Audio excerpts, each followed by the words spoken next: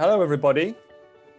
Welcome to Sensemaker Live, our regular Friday lunchtime discussion of the territory where slow news collides with fast news. I'm Giles Whittell. I'm an editor at Tortoise. Apologies for the sort of bright light over my left shoulder. I've tried to minimize it, but the good news is the sun's out in London at any rate. Since we last convened in this particular corner of cyberspace, an extraordinary thing has happened. There's been an ambush on the financial markets. And some of the participants are now lying, bleeding out, as if in a Monty Python film. Some have made some money. Some established players in the markets have lost some money, and everybody is scratching their heads to try and figure out what actually happened. And I think that goes for people like me, who are rank amateurs when it comes to analyzing the financial markets, and also the professionals. And we've got a couple of them with us, and I'm very grateful to them for joining us, and I'll introduce them in a second.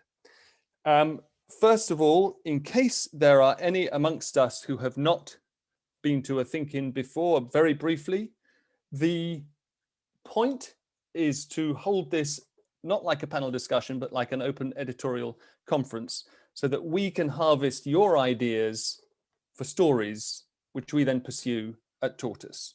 That's the point. So please all pitch in on the chat, where my colleagues are. Luke and Kim have both pitched in already.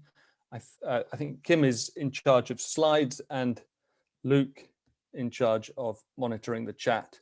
And also you can raise your digital hand and do that at any point, and we will try to come to you.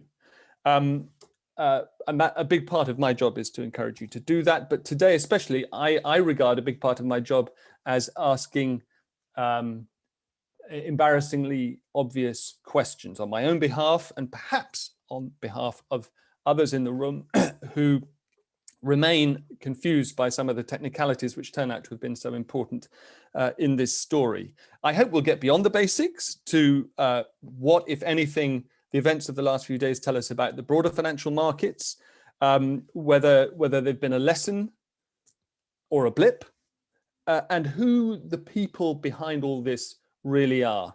At Tortoise, we've already discussed and are working on reporting on the extent to which some of those passing themselves off as rad surfer dudes in bedsits in New Orleans actually turn out to be besuited hedge funders themselves. But we can get into that.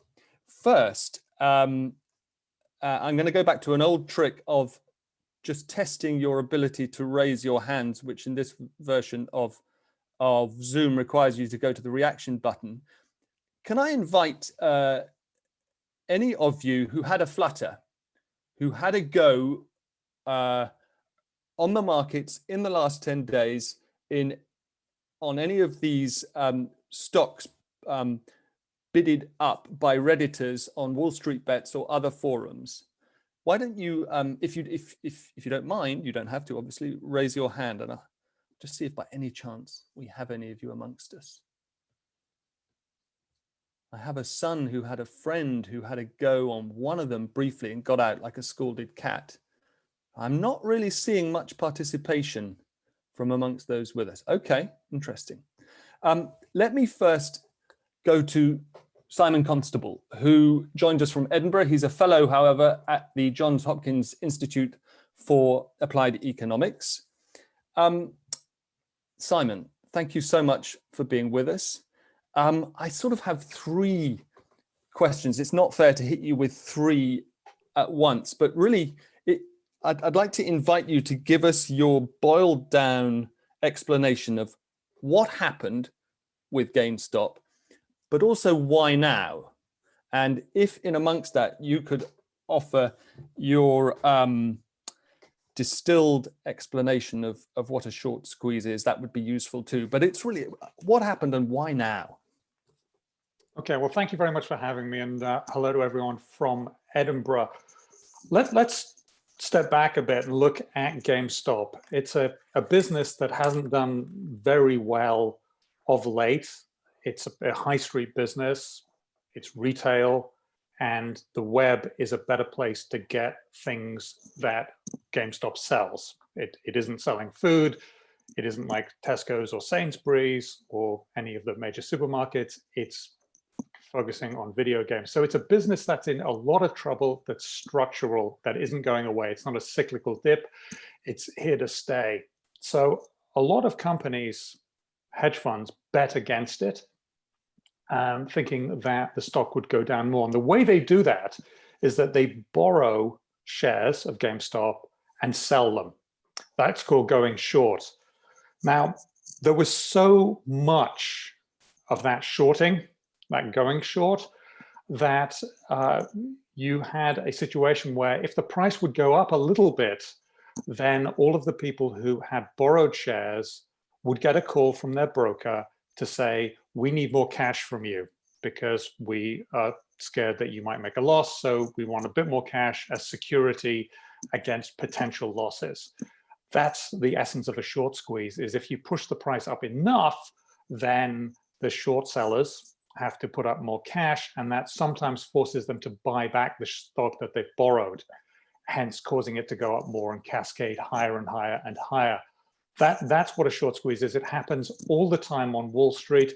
It particularly happened here for two reasons. One is it's a stock that's not very interesting to a lot of people, and there was a very high short position. So you had limited amounts of trading in general, and a very high short position. And correct me if I'm wrong here, then you get the price going up and people having to bail out of that position. Why now? It's money is cheap. You don't have to have a lot of money in actual cash. You can borrow at very, very low rates.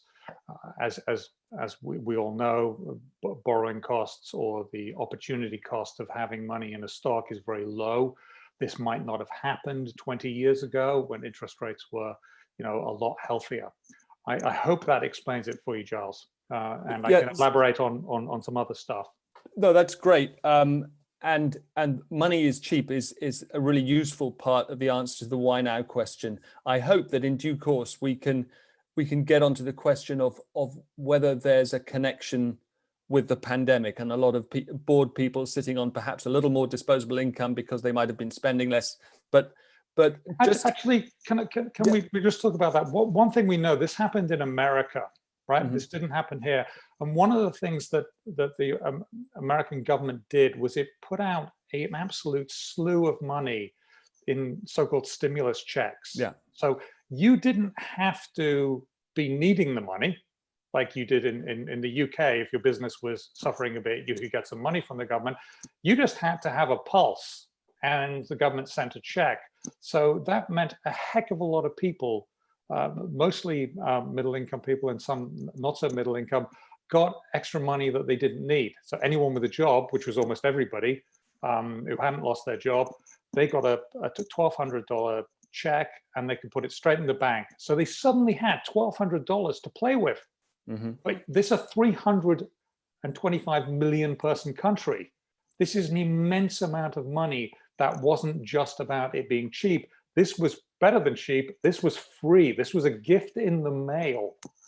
And that has a lot to do with suddenly the cash balances that people had went up. They might have been poor the week before, and then suddenly they had $1,200. Okay. Just before I come to Carl Hazeley, which I want to do in a second, just one other question.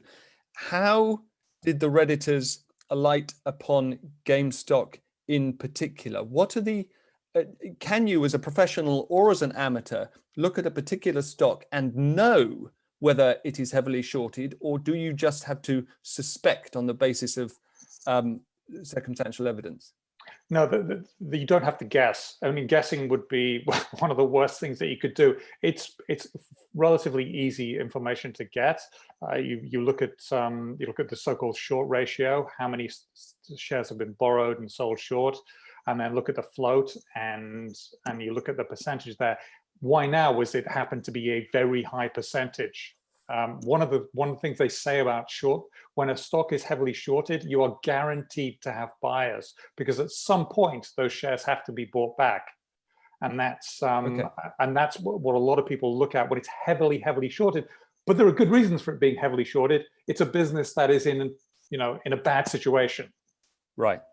So so the extent of the shorting is public information. It's there on the charts that and one other thing, it's freely available information. I mean, one of the factors here is that the trading itself is free on platforms like Robinhood, but you get on there and it's free. You don't have to open a premium account or anything. Well, I can get information readily available. I don't know how recent it is, but typically short positions don't tend to change that much. If it's heavily shorted today, it probably will be heavily shorted tomorrow or Monday or whenever it is. You might have to pay a premium for up to the minute, up to the second data. I'm sure Carl can answer that though, on exactly how much that costs. But for the most part, if you're looking at big short positions, it shouldn't be a problem. Okay, thanks very much. Well, let's come to Carl Hazeley, who's a former equities analyst at Goldman Sachs and now is in charge of content and market analysis at Finimize, which I hope it's okay to pass on your own sort of mantra, aims to be the TripAdvisor of finance. So this is about information rather than, you can't trade at Finimize, but the idea is that you can get information. Carl, what is your analysis of how far along in this phenomenon we are? Is it over? I think that's a really interesting question, and it sort of feeds into the why now. I actually have a slightly different perspective on why now. Yes, people did get money in their accounts, and that may have given them a bit more risk appetite than they otherwise would have had. But if you go back even a couple of years, there's been a massive trend of individuals trying to get more informed about how this entire finance industry works, trying to understand what investing is and where they should be investing, and either in groups, in communities like this one, or in on Reddit or wherever else, trying to put their heads together and use media to understand these things and data. And you've seen that previously around, if you look at the flow of cash from retail investors, people like you and me, into environmentally friendly businesses, or ones that put fair governance at the heart of what they do. This isn't a new trend. Even last summer, which was seemingly on the back of stimulus checks, you had retail investors testing the waters of what was possible and how much they could influence certain asset prices by buying into bankrupt stocks. So there was Hertz, the car rental company, right, and absolutely bankrupt. Shares were basically worth nothing, yet it went from a 50-cent share to a $5 share. The company even tried to sell shares at $5, and that all fell apart. But I think we've been on this road for a while. This perhaps is the. But that was retail investors that pushed up Hertz, was it? Yeah. Yes. Okay. Exclusively. Nobody else thought that it was worth getting into. No professional investor. I don't even think would have been allowed to put that trade on. Okay. And I think we're now at a point where this GameStop thing is an even bigger, even louder sort of data point, if you will. But I don't think it certainly won't be the last one. Maybe we don't see GameStop in a short squeeze. Maybe the next thing is something different, and people have looked at silver, which has its own issues, as a potential short squeeze. But I think we'll see more and more of it, and people trying to get educated and trying to take action for themselves. Right. Lindsay Evans is asking in the chat about Bitcoin. Lindsay, as you may know, we normally have a speak your mind rather than ask questions rule, but go ahead and ask this question, because I think it's interesting to know whether this is part of the context. The thing I was wondering was whether the advent of Bitcoin and other digital currencies had brought a new type investor into the market, and what effect that had had on the GameStop situation. Carl, you want to go first? And then we might come back to Simon on the silver. Yeah, I think it's a really interesting question. I think if you look back to when Bitcoin was invented, the white paper talks about a decentralized financial system, independent of governments, independent from the powers that be. And that's certainly going to attract a certain type of anti-establishment personality, or someone with distrust in the financial system. And frankly, the financial system's given most people no reason to trust it. So fair enough. I think there are those are sort of two things happening in parallel, and there's a Venn diagram of true Bitcoin believers and people who are trying to understand the finance industry and investing in general, and some of that will overlap, and there'll be people who are trying to understand the industry, anti-establishment, pro-Bitcoin, but a lot of people who might just be pro-Bitcoin for other reasons, and a lot of people trying to understand the financial industry and investing completely unrelated to Bitcoin. So I don't think it's causal, but I think it's part of the same trend of people trying to take control. Right. I want to come on to some other things that I bracket in my addled mind with Bitcoin in a minute. But first, can I just ask you about a technicality? Robinhood is one of the platforms that a very large number of, what is it? I know it's 8 million people on Wall Street bets. I don't know how many people have been trading on Robinhood, but that's been a big part of this story, not least because transactions are free on it. In the middle of the surge, Robinhood had to go away and raise a lot of money. Can you explain to us why? Yeah. So when you place a trade on Robinhood, it's not Robinhood who's necessarily going out and buying a share of Apple or buying a share of GameStop to then put in your name. There are two ways it can go. Robinhood could either go to the stock exchange and try and make that trade on your behalf, but more likely, and in Robinhood's case, absolutely, what happens is they sell something called payment for order flow. So they will bunch up the orders that we put in for our GameStop shares, go to someone who's a market maker, whose job is to provide liquidity to buy and sell whatever people want, and put their orders in that way. Now, there are, and that market maker will then go to the clearinghouse, or to the exchange, make some trades and try and get them all cleared. Now, so just to be clear about that, I, as the retail investor, am paying nothing, but a fee is being paid for this transaction. It's just being paid on the other side. Exactly. Yeah. Because, so the theory is, as a market maker, the idea is, if I get lots of orders from individuals who typically are acting seemingly randomly, they're not all on Reddit doing the same thing together, that's a good source of flow, of good source of trades, and that lets me make a market more effectively because I've got random stuff coming in, I can then sell random stuff out. Right. And so down the line from either Robinhood or the market maker, there are clearinghouses who, as the name suggests, they clear the trades, they match the name on the trade with the amount of shares and so on. And they have capital requirements for brokers.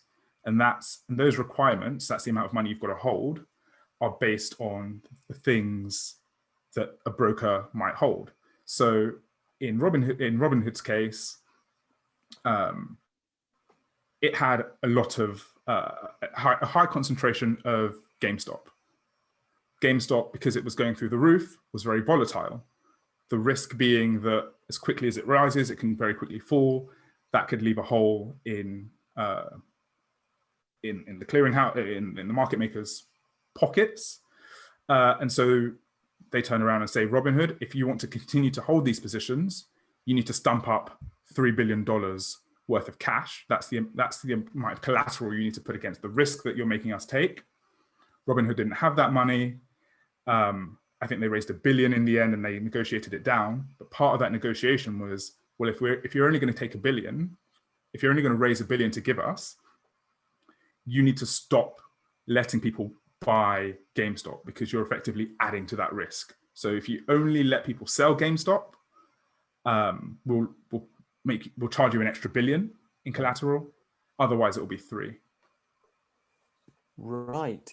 So when this all blew up in Congress, we had this extraordinary situation of Alexandria Ocasio-Cortez agreeing with Ted Cruz on this, if nothing else, that Robinhood appeared to have stiffed the retail investors.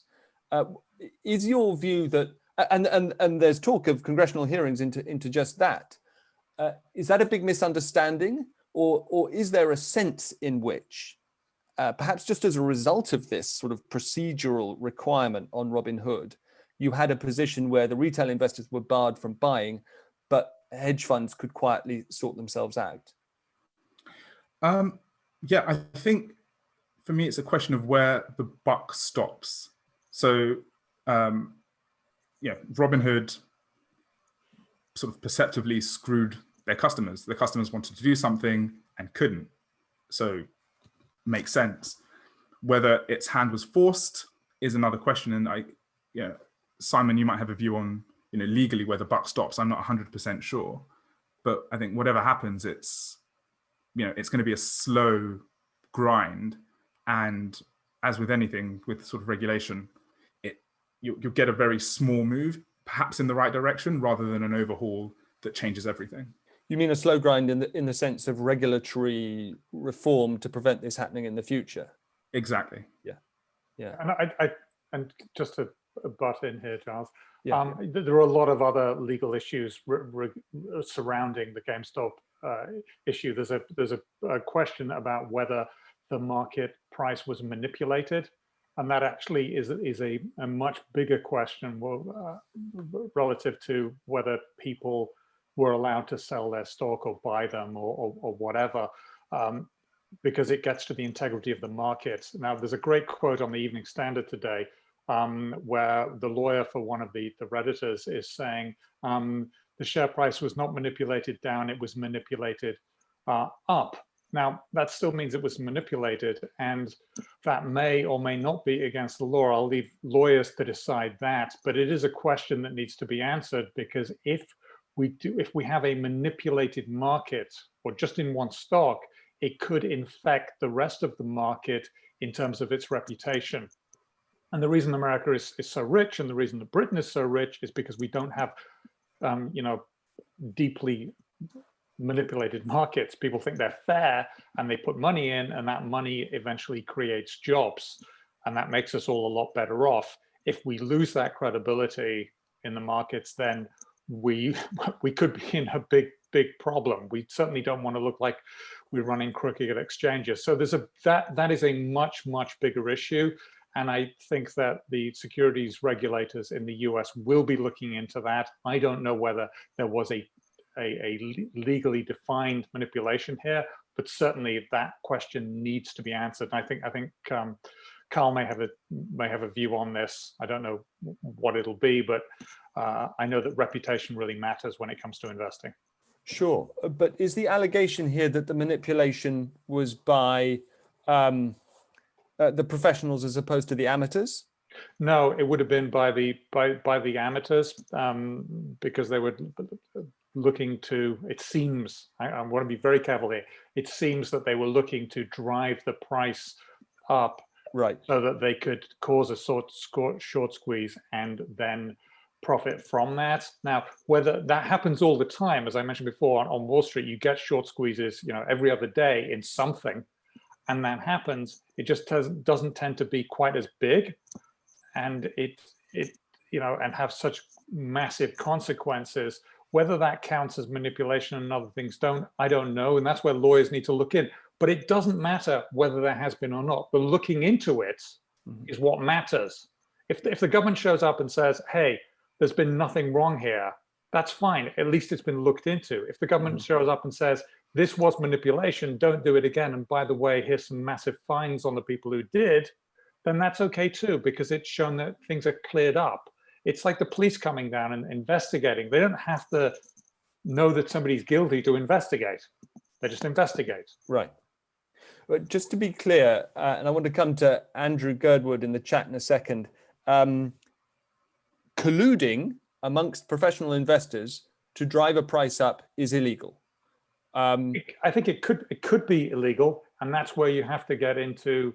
And Carl, jump in if I've got this wrong from your Goldman Sachs days. But I think that could be seen as illegal. And again, within markets, we know that a lot of people have gotten into even more trouble than these Redditors for doing much less than this. Carl, can I?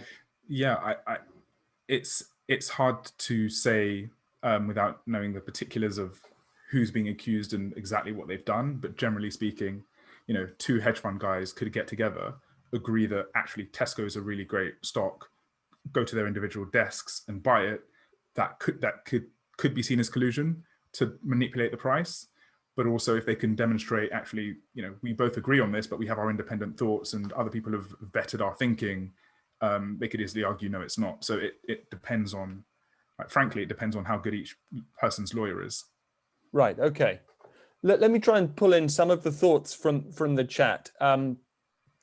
Andrew is asking, is active investing manipulation? And Chris Chadwick, what about colluding by non-professionals, i.e. the nihilists feeding a fire? Isn't there a broader question here about how you move from a situation in which it's broadly only professionals investing and they're strictly regulated, not least by insider trading rules and the sharing of information, to a free-for-all that we find ourselves in now, in which everybody can trade for free and everybody can scrape the net for information, some of which is useless and damaging and wrong, but some of which might actually be useful to investors. And then to Chris's point, some are not even motivated by the same factors as professional investors anyway. They're nihilists. But I did say we'd come to Andrew. What do you mean, Andrew, by active investing? Andrew Girdwood. Hi. So amateur here. Active investing is when you have people picking which stocks to back and why, and that could be for whatever reason you fancy. And that is contrasted to passive investing when you have an algorithm following stock patterns. Oh, I see. Of course, right. So, you know, if it's illegal for the gamers to coordinate, I was saying active investing is illegal. Speculation, conjecture. Okay. Thank you. Can we, because Carl raised the issue of silver, and I know Simon, you wanted to get into why silver is different, because this is the Redditors moved quite swiftly from stocks to commodities and got burned. Is that right?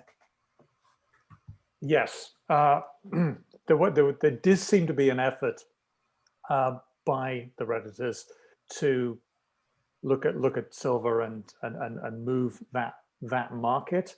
And it was based on the idea that if you look at the futures trading data, it looks like the market for silver was considerably short in the same way that you could look at the market for GameStop and say investors were short that market. But here's the big difference, and it's a very important difference. One is they may have looked at the data incorrectly, and it's very complicated data to look at if you don't know what you're looking for. So that's the number one thing. Even if it was a short market, that's only part of the silver market. The futures market is an important part of the commodities market, and it is very important with silver. But there's a whole other part to it where people buy bricks, basically ingots made of silver. And so if you're a bullion dealer, like Scotia Mercator, for example, and you buy and sell bars of gold for a living, you basically are wanting to make your money on the difference between the buy price and the sell price. And that means that you'll want to hedge out whatever price risk there is by using the futures market. And so if you own literally a ton, 32,000 ounces of of silver, you would sell 32,000 ounces worth of silver futures to offset it, so that the gains in one would be offset by the gains in another. That, I believe, is not well understood by most people, and I really think that that's not well understood by the Redditors. Commodities are not really well understood in the US. It's not really a part of the market in the same way that it is here. I think they may have just got it wrong and misunderstood. So there's we see this misunderstanding all the time. Stock trading is front and center in the US. It's part of the culture of, oh, I'm going to bet on this stock because that has me invested in something that I understand or maybe don't understand. They don't really have that with commodities in the same way as that people do in Britain. You mean to say that what we all learned about commodities trading from Trading Places is not useful in the market? It is useful in the market. I mean the film, right? The film is useful in the commodities market, right? What we learned from commodities trading in the orange, that was the frozen concentrated orange juice market. So whenever you look at a commodities market, you have to look at each individual one on its own. Right. So when I mentioned the silver market, and I said there are people who own bars of silver and they hedge that risk and then buy that and sell the silver. You don't tend to have that so much as people buying and selling oranges, physical oranges, for a living. They buy them as a retailer and then try and get them off the shelves before they go bad. Now the silver never goes bad, so it's a very different market. And that in that sense, what we learned from Trading Places isn't very useful, you know? Right, you see what I'm saying? I mean, that was frozen concentrated orange juice. That's one thing. This would be something completely different. Silver bars will last forever. They might tarnish, but that isn't going to affect the silver content of it. If you look for wheat, that will be a completely different situation. You've got storage costs and everything else. So yes, there are similarities, but it's a big mistake to say, oh, I learned this from orange juice, therefore it's applicable to gold, silver, platinum, etc. Thank you very much for that. I want to get on to broader questions which are being raised in the chat by Luke, my colleague Luke, and Chris about sort of perhaps non-financial motivations on the part of some of the Redditors. But there's just another technical question I wanted to ask. Another of the stocks that went up and down was AMC, a movie theater chain that I used to frequent when I lived in the States. And the price has gone from, I wrote this down. I wrote it down, yes. So it started the year around $2 a share. It went up, I forget exactly how far. It has settled at around $7 a share. So it's more than trebled in price as a result of this. Is it possible that there could be, for AMC, which is a business with bricks and mortar and assets, a proper silver lining here in the sense that the Redditors will save it until cinemas can reopen as a result of vaccines later in the year? Carl, I mean, am I completely misunderstanding this, or could there actually be a real world consequence that is positive? No, that's it in a nutshell. So what's really interesting about AMC, to my mind, is that you had a business that hasn't been open in a year, right? Cinemas have been shut for a year. It has no reason to exist in this current world. And if not for a bailout from the US government, it would have been curtains for AMC already, pun not intended. And what's happened is, because of the short squeeze, similar to GameStop, AMC shares have gone through the roof, and it's taken advantage of that to sell shares. It's issued more capital, sold shares at that elevated price, and now it's got more money in the bank. It's actually improved the fundamentals of the business, right? It's got more money. It can now genuinely weather the storm. I'm not entirely sure for how much longer, but it's now in a better position than it was a month ago. And all else equal, its shares should be worth more than they were a month ago now. I don't have a view on what it should be worth, and whether $2 was the right price or whether $7 is the right price now. But whatever it was, whatever that true number was, it should now be higher. And that is a real world impact. So if hypothetically AMC does survive the pandemic, reopens, people go back to cinemas, and it goes back to being a serviceable business. Does that mean that the market priced it wrong until the Redditors came along and said, wait a minute, let's all pitch in, give it a bit more, we'll heave it over, and we'll still have our cinemas? I don't think it's quite that simple. It's not quite as if this then that, right? Because the investors betting against AMC because it didn't have any cash, because if not for government support, it would have been bankrupt already. They were correct. Those things are true. Or those things were true. So they've got a strong investment case there. Right. Whenever there is, as Simon said up top, whenever there are a lot of people betting against shares, shorting them, there's a risk of a squeeze. And those investors would have known that. They probably wouldn't have anticipated such a big squeeze. No one did. But that was always a risk to their investment view. And now that's come to pass, AMC has sort of taken this once in a blue moon event and use it to its advantage. And now, if you turn around and say, actually, I think this business is worth something in the long term, you would now be correct in saying that. But saying that a month ago, you'd have been dead wrong. Right. So, okay. Yeah. Thanks. Yes, I'm not at all surprised if my analysis is somewhat simplistic. I guess the point is, the story for a company, for a stock, it does change. Yeah. Usually it changes much more slowly. But that's exactly what investors are trying to catch. Of course, no one would have predicted massive short squeeze in the way that we just saw. Right. Can I just jump in on here? Sure. So, and it's an aside, but is an important aside about the theatre business, the movie theatre business. In general, it is a terrible business. In the same way that airlines are a terrible business, it has a perishable product. You can't sell yesterday's seats that weren't sold. You can't store them over till tomorrow or anything like that. The product that you're showing and selling tends to be bundled. So as a movie theater, you're buying a bundle of movies and you don't get to cherry pick the best ones that everyone wants to watch. You'll be getting some ones that no one wants to watch and still have to show them. Mm-hmm. You've got pressure from the distributors of the movies to have very short breaks between the movies so that they have more movies sold. And yet that is the very time when you're going to be making all your profit, which is from selling popcorn and overpriced sugary drinks and maybe some beer if you're lucky. So there's another problem there. And it doesn't really have an alternative use. You can say, okay, well, we'll use it for this, that, or the other at other times of the day. There aren't really there. So it's actually, in general, it's acknowledged to be a fairly awful business to be in.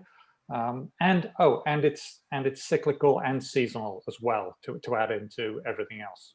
I wonder, Simon, you compared it to airlines. So a fun stat about airlines is if you take every airline in history and you add up all the free cash flow they've ever generated, none of them have actually ever generated a dollar of positive free cash flow. They've all been businesses that destroy value.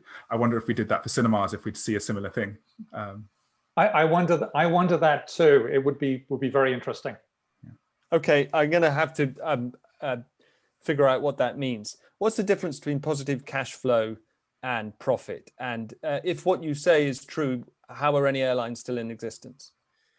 Yeah, so profit is an accounting term, right? So in a period, let's say a year, you make your sales, you deduct the costs directly associated with those sales, whatever's left is your profit. There's a separate statement that companies produce other than the income statement, which is the cash flow statement, which shows how money has moved through the business over that year. Right. So you might go from your profit number that you report from your income statement, and you've got to adjust it for things that are non-cash and add in things that are cash. So if you're an airline, let's say, you'd have bought perhaps some planes. And what you do is you split the cost of that plane in your income statement over the life of that plane, let's say 20 years. But that's not a cash number. That money's gone out the door previously, and you're just showing a little bit of it. So you take that out, you add that back to your net income to your profit, because that's non-cash. Your profit is actually more than that. Right. But then you'll have things like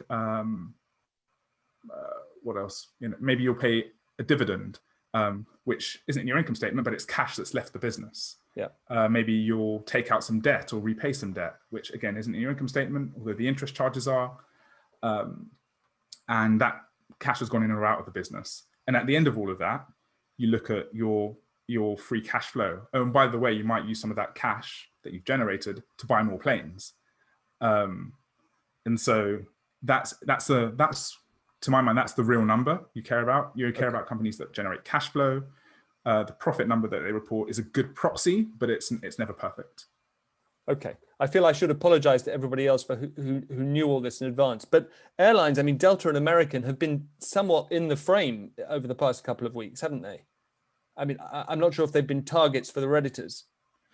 I thought maybe Delta has, but I don't actually know.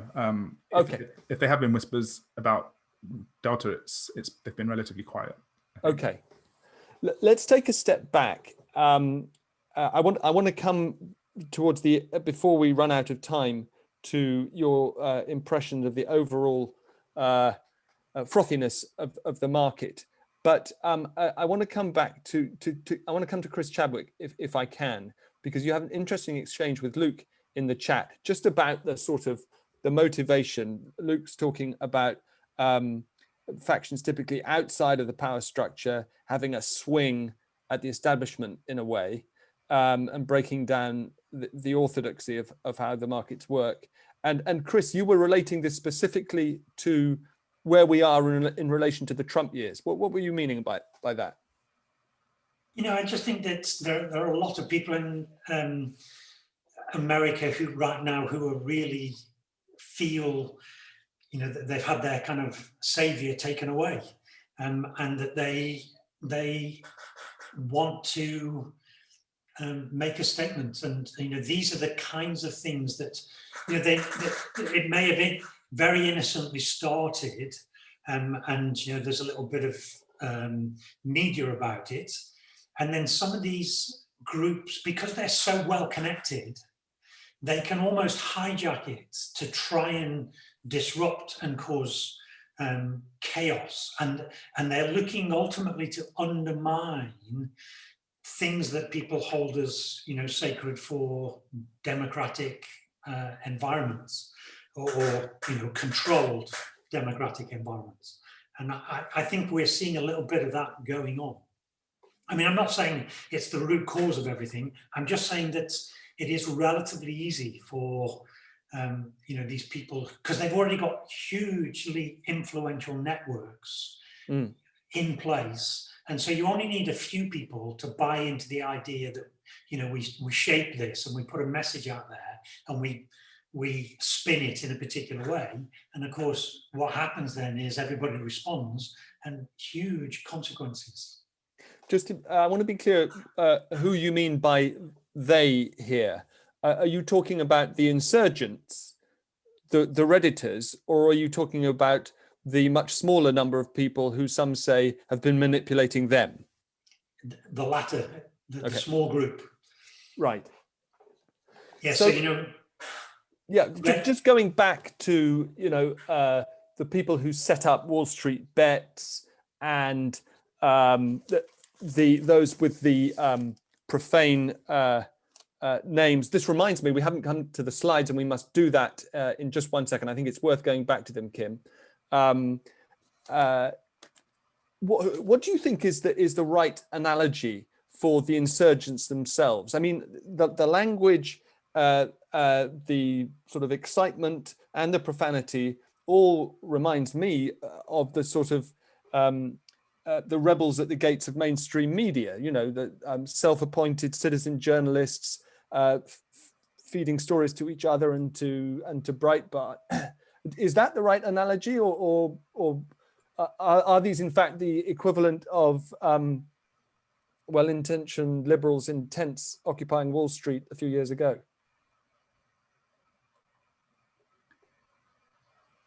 We don't know much about them because they're all online. Okay. Yeah. I think it's a natural consequence of the last 10 maybe 10 to 15 years, right? You've had, if you go back to the previous financial crisis, the way in which the world, air quotes, was saved was by printing money and pumping it into financial institutions. And what that meant is people who already had assets saw those assets inflate in value, and people who didn't, thinking people, if we could take this back to the US, who had lost their houses, who lost their assets, got left behind.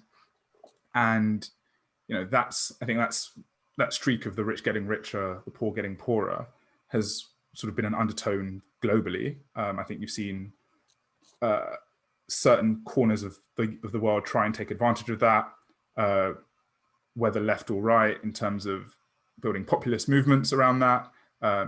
You can potentially attribute the Brexit campaign partly to that.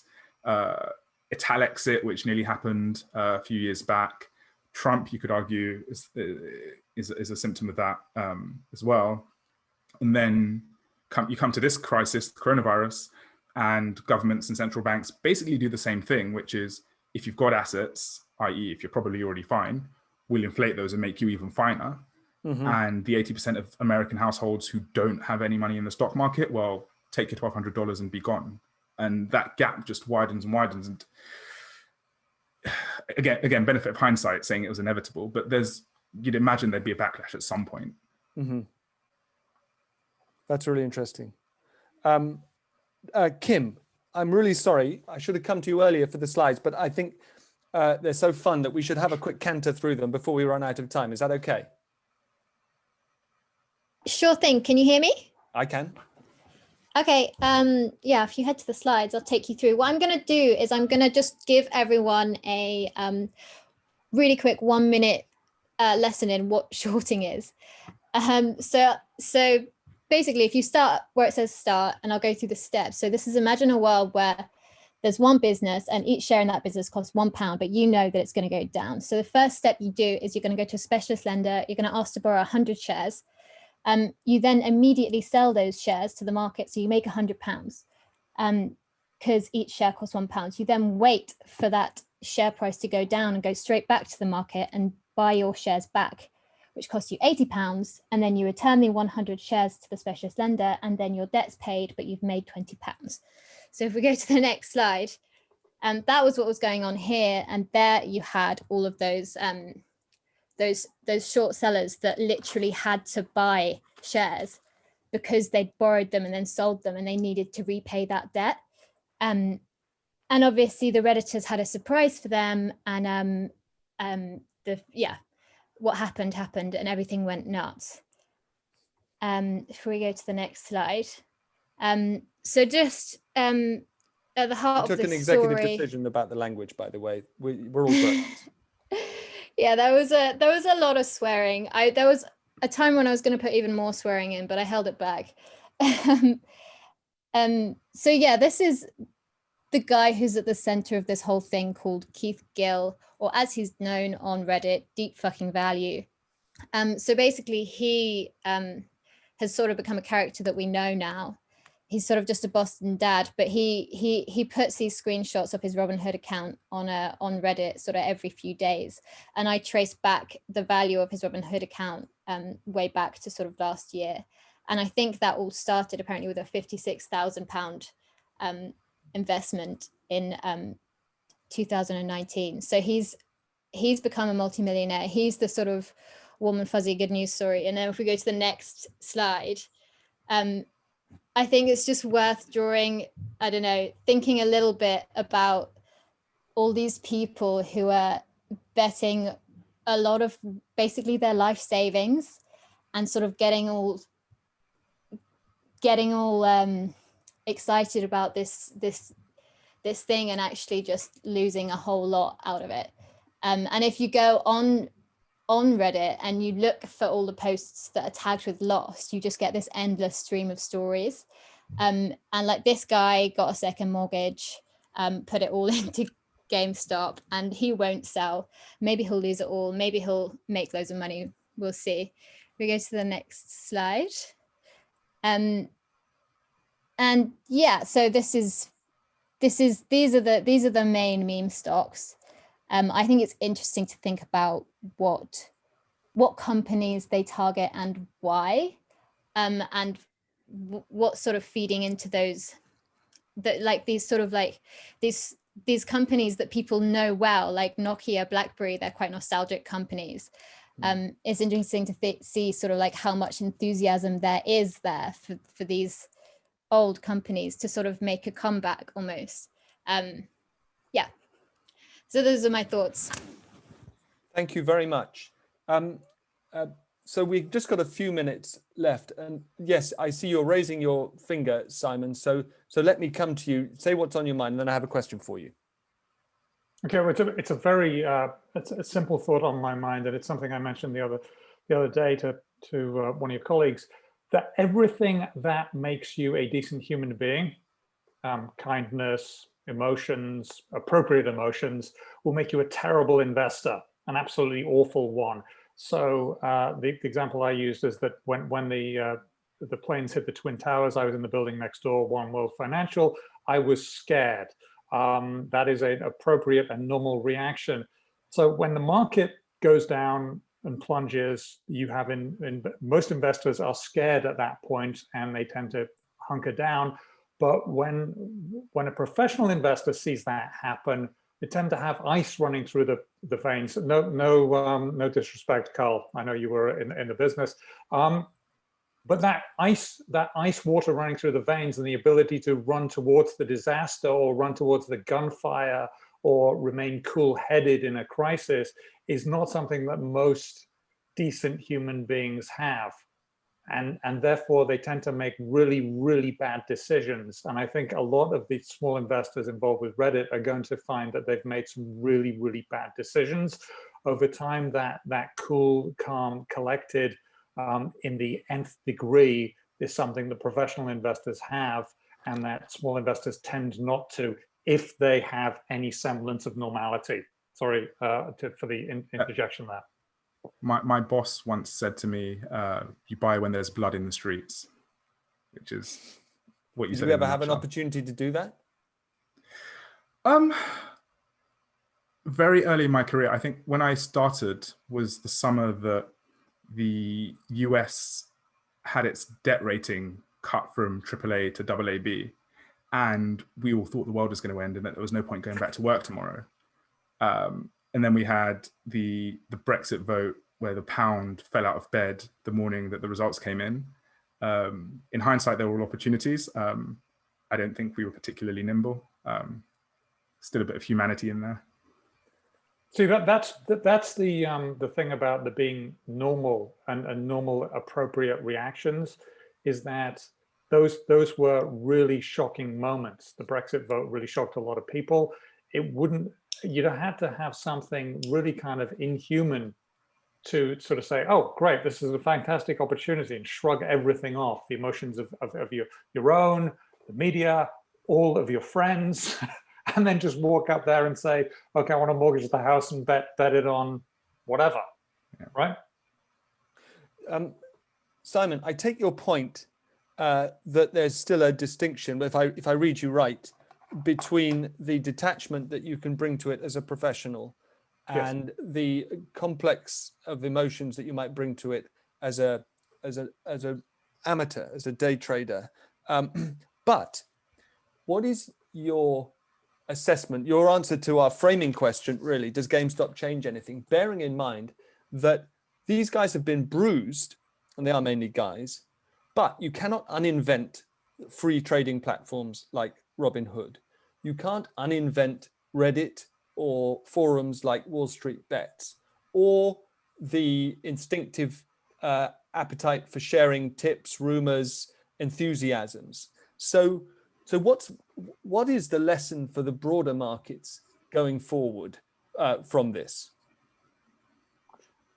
It's a good question. I don't think it's that new. What we're seeing here, to Carl's point, we've seen it going in for a while, and if you look at it from a broader perspective, it goes back even as far as the late 1990s, when you had the dot-com boom or the dot-com bubble. You had a lot of small investors piling into stocks that had no revenue, never mind no profits, no revenue, And in fact, famously, that's what started the boom. Then you got people quitting their jobs so that they could day trade full time.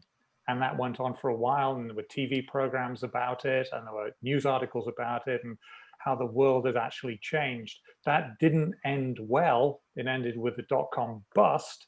Nobody for the next 2 decades thought about quitting for day trading and that happening. That may be just a repeat of what we're seeing now, and maybe some of the people who are doing that, this guy with the profane name, he's like, hey, look, I didn't need to work. I've made all this money now. Isn't that great? And as we can almost see the car crash happening here, I don't know that it changes that much in the long run, because in the long run, the house wins, and people who sit tight and hold on to stuff and invest in what is a boring way tend to do better. And I know that's not very glamorous, and that doesn't make many nice news stories, but that unfortunately is the way Wall Street and the City of London works. Okay, thank you very much. I'll give Carl the last word, if I may. My colleague and boss, James Harding, was pointing out that all this morning, all this coincides with Bitcoin, which we've discussed, absolutely crazy valuations for some stocks like Tesla, depending on your view. I'm a big fan, but I'm not a professional investor. Have the events of the last 10 days been separate from all that, or are they a symptom of a market which, to quote James, is screaming sell? It's symptomatic, in my view. I don't think the market is screaming sell. I think if you take a step back and you look and you see that you can borrow money for 1%, the natural price to earnings ratio of the market is 100. So markets are actually very cheap if you look at it that way. Of course, not every stock should be 100 times PE, and don't get me wrong, some of these valuations are eye-watering, but they're justifiable given the current rate environment.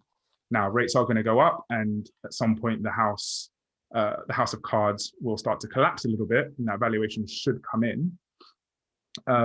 But if you bought in April, or since April, when we had March, we had a massive sell-off because of fears around coronavirus.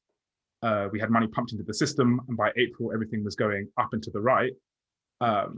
If you bought anything, pretty much, you'd have made money. So the fact that people are piling in on relatively speculative things or risky things, I think is just a symptom of the times and the fact that money is so cheap, and that valuations are being underwritten by the central banks, who are printing money to keep stuff propped up until they don't.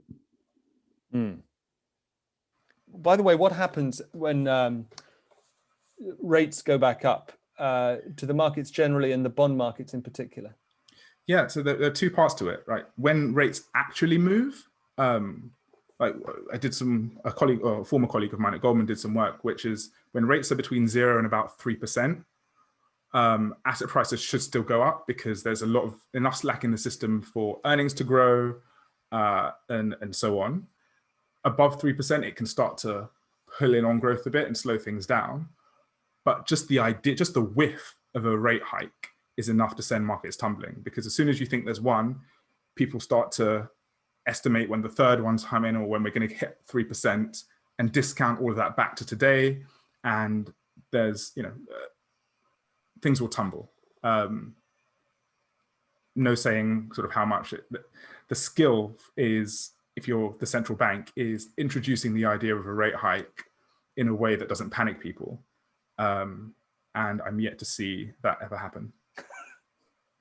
People have been saying for a long time that rates have to go up, and they haven't. Well, they did a little bit in 2018. And then in the US, investors threw their toys out the pram saying, you're slowing down growth, economic growth is going to slow down.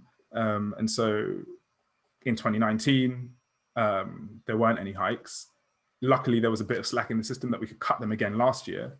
But Europe, you're completely right in saying Europe hasn't raised rates since 2011, 12. Right. They're negative, in fact. Yes, and we're all going to have to prepare to live like the Danes, which must be good with negative rates. Look, it's 2:03. Thank you, Carl and Simon, very much for being with us, for your cool, calm, and detached assessment of what is actually been happening. To our question, does GameStop change anything? I feel we've got two answers, yes and no, but I am really persuaded, Carl, by what you just said, that it is symptomatic of the broader markets, not entirely separate from them, and also by what Kim said about nostalgia. You couldn't get anything less business-like than nostalgia as a motive for the Redditors' rebellion. And Chris Chadwick's point, that possibly part of the why now answer is with just post-Trump. And then there are some really interesting sort of technical reasons for why now. You mentioned the stimulus, Simon, and I can't help thinking that everyone being cooped up with nothing else to do for a long time has been a factor as well. But I've learned a great deal, not least the difference between silver and a GameStop or an AMC share over the past hour. And I hope that the rest of you have been able as well to do a little bit of untangling of what's quite a knotty story. As I mentioned, we're coming back to this. There'll be some proper in-depth reporting on the Tortoise app within the next couple of weeks. So look out for that and come back and join us this time next week for another Sensemaker Live. Thank you all very much.